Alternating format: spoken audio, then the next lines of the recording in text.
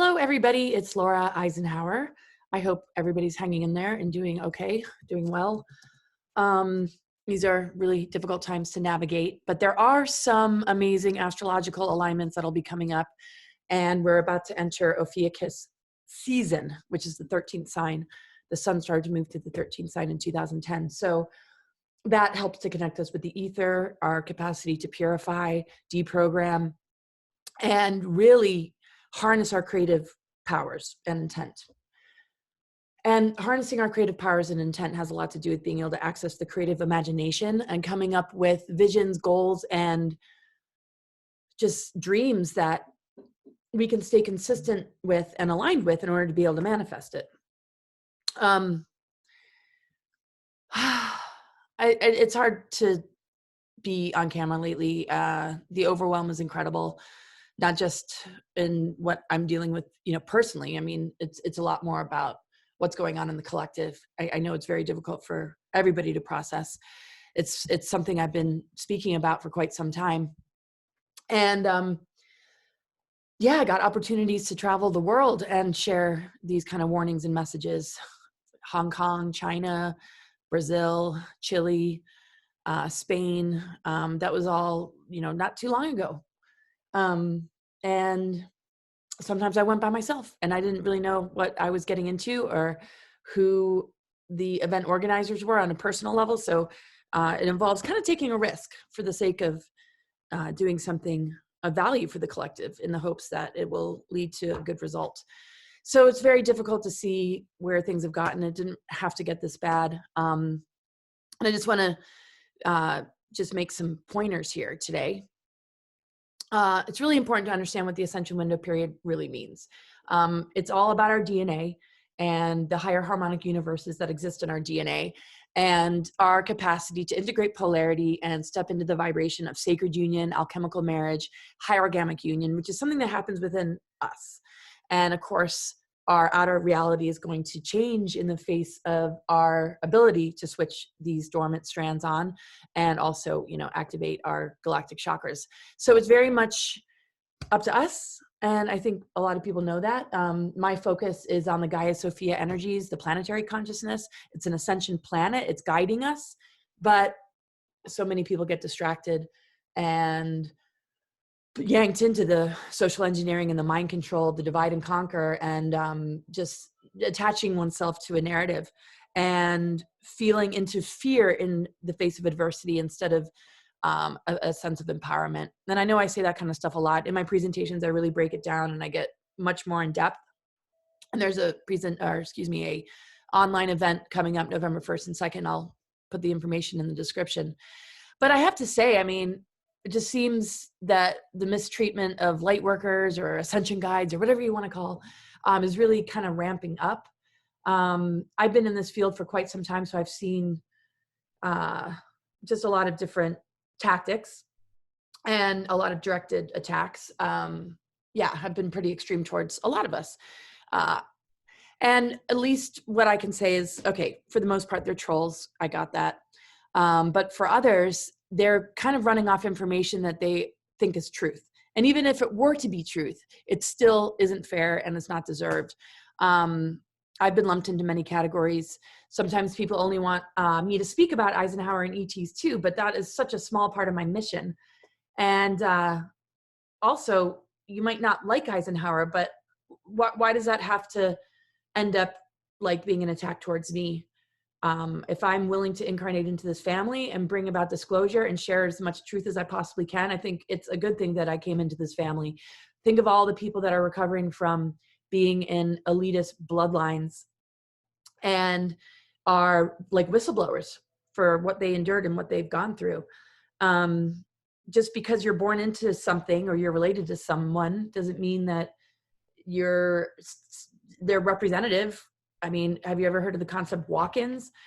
Well, anyway, I don't consider Eisenhower an elitist bloodline just because after growing up in this family with no trust funds and just the focus being on love and no hypnoregressions that took me to memories of things like ritual abuse, I can safely say that there's something a little bit different. about this bloodline, even though it's a presidential bloodline. And I definitely feel called to help those that are in those bloodlines, that are victimized by them, that have been abused by them, to have a voice, and to help those that have been blackmailed to just know that they're not going to be hated if they can just come clean. Because we need to rescue and save, protect our children. They're going after our children in ways that are just hard to process and deal with. And it's up to us to do something about it. And so anytime there's an event, or anytime I look to promote a particular product and I make anything off of it, where do you think that money's going? I mean, I'm not sitting here with a lot of material items. I usually just save it and donate to GoFundMes. And I've been saving to create a healing center, but I don't have any real resources except for what I make. So I just hope people know that that's where the money goes. We need to generate wealth so that we can feed the hungry, so we can take care of the children that are going to be displaced. What we're going to be facing in the next couple of years is going to be so hardcore. It's just important not to shame people that are trying to generate funds. I mean, I don't even have earrings that match. I mean, the last thing I really care about is it's a completely different mentality than a celebrity. So, celebrities, they've got mansions, they've got cars, they've got lots of cars, fashion lines, and all sorts of things. And they're really supporting sort of the false woke movement on a political level as well. And where is that really getting us? It really isn't getting us anywhere. And they're sitting on a lot of money, of course. So those of us that have missions that are dedicated to humanity, don't mistake there being a dollar sign involved with anything that we offer as being in it for the money. Because if you didn't have the funds, you could message privately and ask for a coupon code or free entry if you're really hurting. So I think it's very important that people understand that. So yeah, I mean, if a person doesn't like Eisenhower or believes that he was responsible for putting to death millions of Germans and somehow I deserve to be mistreated because of it, you might want to think again. First off, there's a documentary that recently came out that says what really took place at the death camp, the Rhine death camp. And it pretty much explains it. And it explains the truth of it. And that previous book was actually not correct. There's a lot of rewriting of history. There is a lot of manipulation to convince people of a history that we didn't actually go through or live through. And they're trying to turn the heroes, or the ones that are in service to humanity or really care about humanity, into the ones that should be doubted, rejected, censored, or labeled just, terrible names. I'm not political. I'm not on either side. I think, when I was giving some kind of support to the T guy, in hopes that his administration would bring about great results, which to a certain degree it did, people fly off the handle. I mean, we have to win the war amongst ourselves because we are the ones being targeted to go against one another. And we've got bigger priorities that we have to deal with than squabbling about our differences or shaming each other because of our differences or rejecting and ridiculing. I mean, I have colleagues that are publicly smearing me that don't even know me. And I call them colleagues because they're in this field or they're a public person, but I don't really know them very well. And, that turns a lot of people away, and they didn't even give me a chance. And it just had to do with me not being a flat earth promoter. But this person doesn't just focus on that. They focus on astrology. But I don't recall putting out a lot on a public level as far as my astrological interpretation. So I really don't know where this person's coming from. But as soon as he did that on a public level, it was just boom, thousands of people kind of flee. And it's just do people not know how to think for themselves anymore? Makes me wonder. And just being lumped into categories because of the events that I've gone to. So it's whatever. That's fine. The whole ET UFO thing, though, I wouldn't say is my specialty as much as the planetary grid network, multidimensional cosmos in relation to our galactic chakras, our DNA, and what we're truly made of. And that's an important element. And that's why I bring a lot of attention to it and those that have direct contact experiences. But I'm really focused in this lifetime, in most lifetimes, on the Gaia-Sophia Magdalene energies, the Christ-Sophia, particularly the divine blueprint, and the integration of polarity and the balance of the masculine and feminine and all that kind of stuff. And it really just needs to be remembered, because this is the time to move in that direction. And what's going on with this agenda right now, I mean, basically there's a plan to program AI-controlled satanic thought forms directly into the human brains by connecting their brain waves to artificial hive net containing their digital twin. So 𝗤𝘂𝗎 talks about this. Okay, so you got to check your thought forms. Are your thought forms your own? Why would you want to be vicious or rude or attack? I know a lot of people are in fear, but that's the vibration that they get in on. And there's a lot of different kind of lower frequencies that they really get in on. And then all of a sudden, it's like you're getting more and more assimilated into the AI. So one thing that she wrote in her recent newsletter really just hit me hard. And it's not so much about me, it's about anybody in this field. She says, these people are our heroes, and they should not be punished and carelessly criticized by their audience when you may not align with everything they say.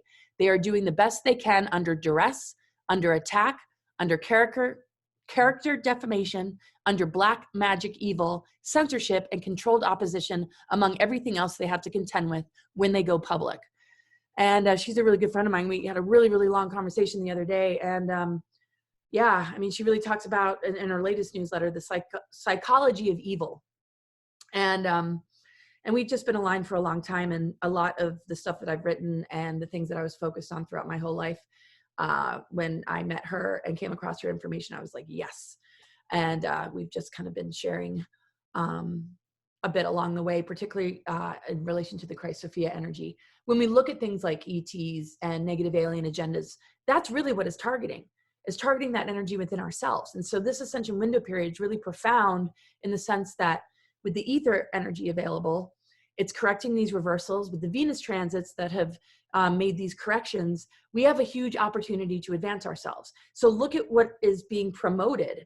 Absolutely the opposite: disempowerment, fear, compliancy, and obedience. And that's really what it's all about. So another thing that I just want to read that she has written is, it is the mother's feminine aspect of wisdom, Sophia, that returns to reclaim the earth's brain, parentheses logos. It is she who merges with the masculine active principle of power in order to accurately envision what has become of the earth. It is Sophia's return into matter through Mother Arc that sees the truth of the recorded hidden histories and the abusive technologies located in the planetary, solar, galactic, and universal logos. This is why the archons inherently hate Sophia. She can perceive what they cannot, as it is in this activated superpower that she will defeat them. I hope that came across clear. Okay, so anyway, joining Conscious Vitality is a great idea. I'm not just trying to get people to join, but I don't know how long I'm going to have this channel for. It's very, very hard for me to do videos without laying it out and saying it like it is and not holding back. So a lot of the videos you see me post on YouTube are going to be very limited, including this one. And that's why sometimes it's hard to articulate, because it's like, oh, I can't say this, or can I say that, and this and that, and I don't have the editing skills. So anyway, I just want to do more, though, at least on YouTube, as we get closer to the full moon on December 18th. And it has to do with the Galactic Center. It has to do with, you know, all sorts of things. And we're going to be dealing with some eclipses at the end of the month. So I will bring more attention to that.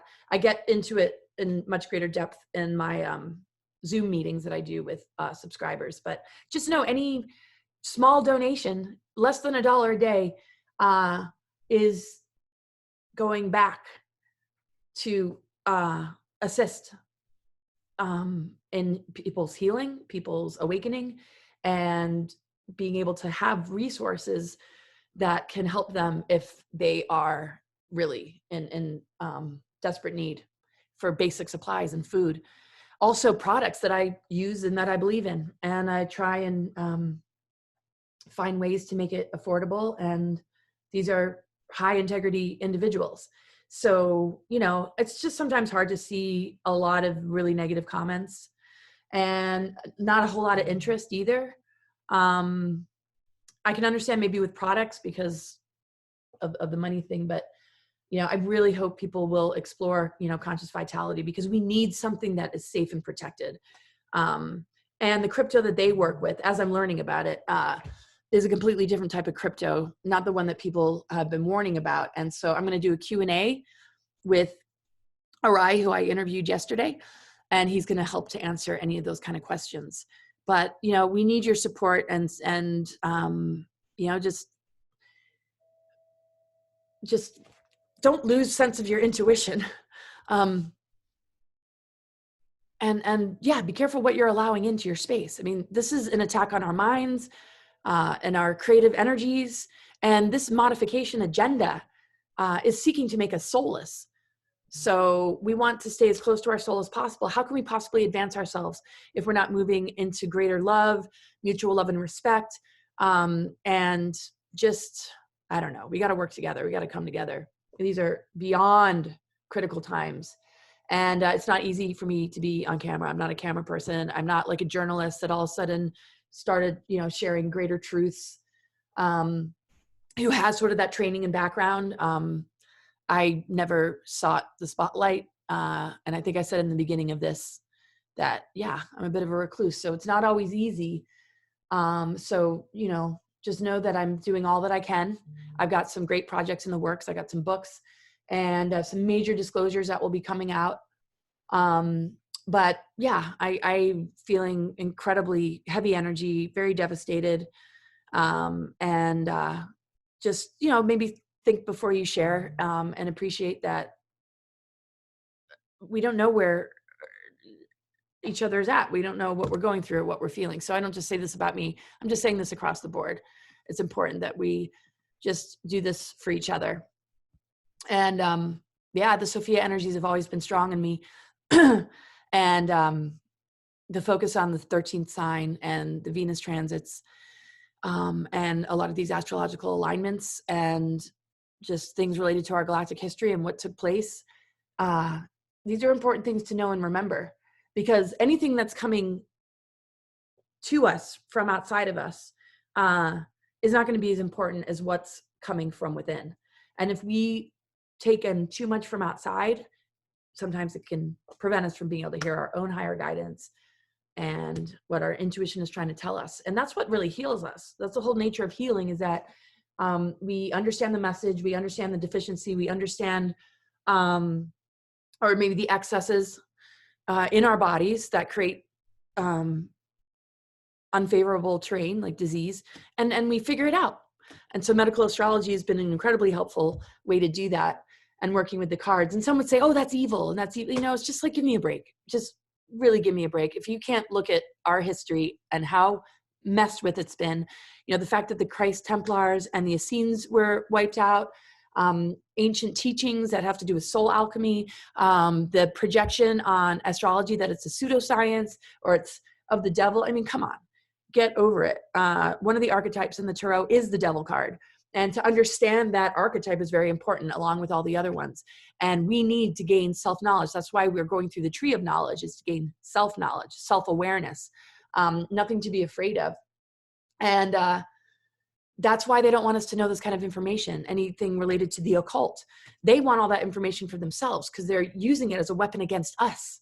So we could benefit from understanding this kind of stuff to break free of these patterns or this unconscious connection with those that are using it as a tool to control us. It's very helpful for us to get back to the 0-point unified field, which is a completely different timeline and completely shatters the one that is very negative that we're currently walking. So it's not worth the risk to turn a blind eye to keeping the love vibration high in your life, regardless of the decisions your family and friends are making. Just be the beacon of love and truth. And this is a time of global alchemy, and the astrology shows it. And in my presentations, I go way into that. The ether element is available in ways it hasn't been for a very, very long time.